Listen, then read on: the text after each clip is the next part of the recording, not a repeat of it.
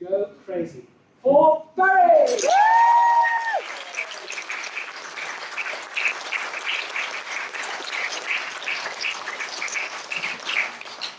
Wow. This is the second time I've been invited to speak a story party. The first time I couldn't attend due to a sudden bereavement. And this time I almost didn't attend because the fear of doing this pushed me right to the edge of my comfort zone. The thought of having to fill 10 minutes without going off on a tangent or breaking out into a cold sweat rubbed up against this overwhelming sense in me that to do my topic justice, I'd need at least an hour on this day. So when crafting my story around the topic of the soundtrack to my life, so many songs sang out from my mind, I found it almost impossible to commit to one. You see, I wanted you to remember me in a week's time and tell all of your friends and family about how inspiring I have been. You see, I'm a bit of a people pleaser. I'm a person that likes to please others, and I often put other people's needs ahead of my own, juxtaposed with this overarching perfectionist streak that means nothing short of astonishing is ever good enough. So it might not surprise you to learn then that this evening I want to talk to you about inner critic and how I believe my life is a manifestation of this modern day go big or go home culture. The first song that came into my mind was Life Is A Rollercoaster by Ronan Keating. The lyrics, life is a roller coaster, you've just got to ride it, seem to perfectly fit. But then I remembered in a previous relationship that was our song. And quite frankly, that arsehole doesn't deserve any more of my time than he's already had. So I needed another song.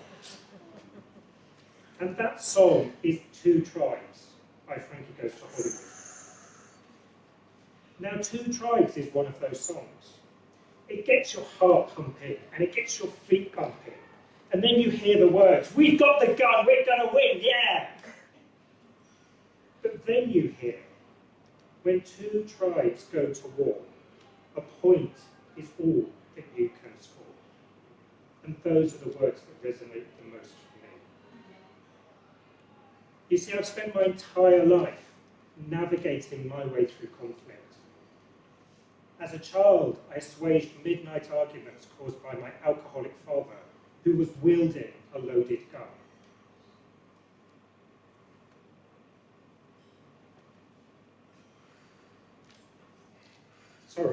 Who was wielding a loaded gun.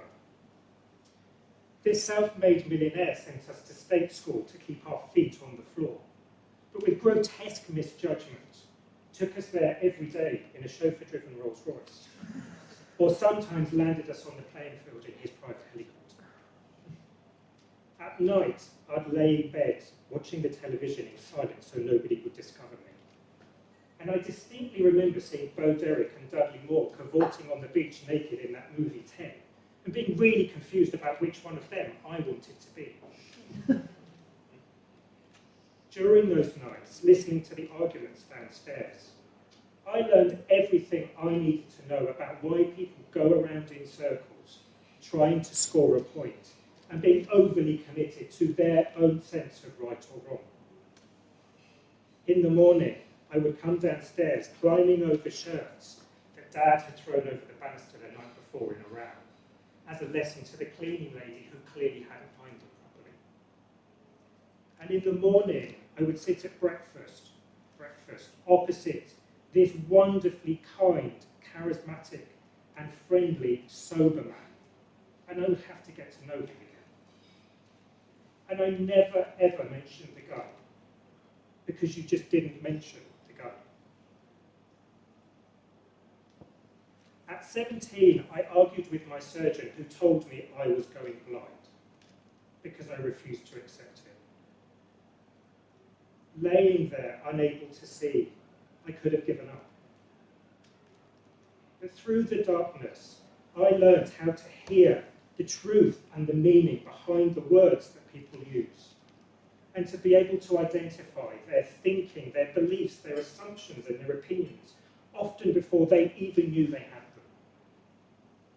I distinctly remember the tone of the nurse's voice, convincing me that the next operation was a brilliant idea, even though I knew there was only a 30% chance of success. I know discharging myself the following morning saved my sight, and probably saved my life too. At the pinnacle of my corporate career, to the outside world, I had absolutely everything. I travelled the globe making enormous decisions with million-pound projects at my fingertips. One night in a rooftop cocktail bar in Hong Kong whilst on business, I looked out across the bay and I felt the loneliest you could ever imagine. I had a horrific relationship with my passive-aggressive boss, and all the technical skill that had got me to this point had now become my Achilles heel. Here I was again, lying in my hotel room this time, and in my mid-30s, wondering what tomorrow would bring. And I hated myself for it. It was the anger that kept me awake that night.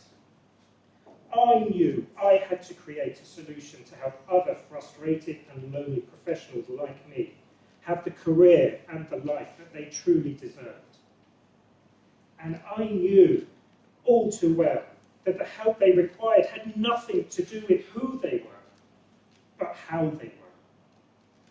And I knew this because my entire life, navigating my way through conflict, had been the wake-up call that I required.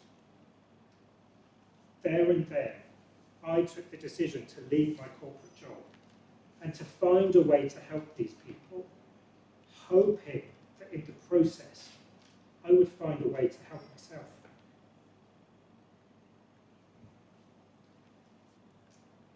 The numbers of people that sought my help astonished even me. The marketing director I sat with at 10 o'clock at night while she sought, because she had to sack somebody the following morning who had become her best friend. The finance director told that he lacked the people skills to ever cut it as CEO. The operations director, with 25 years service, told she didn't know how to play the long game. And the CEO, charged with closing a significant part of his business, and through that process discovering that he was universally hated by just about everyone he'd worked with. What I learned from these people, myself included, is that the external critic is often only the catalyst for a much, much harsher internal voice. It is the internal critic that wants to hold us back, to keep us small, and through anxiety and fear, hold us in this place of conflict rather than in a place of contentment. This issue isn't confined to the boardroom. We run elections where we focus relentlessly on the role of the opposition. In job interviews, we ask people to give us examples of how they would manage conflicting priorities or achieve a win-win result. The problem is, two options is never a genuine choice.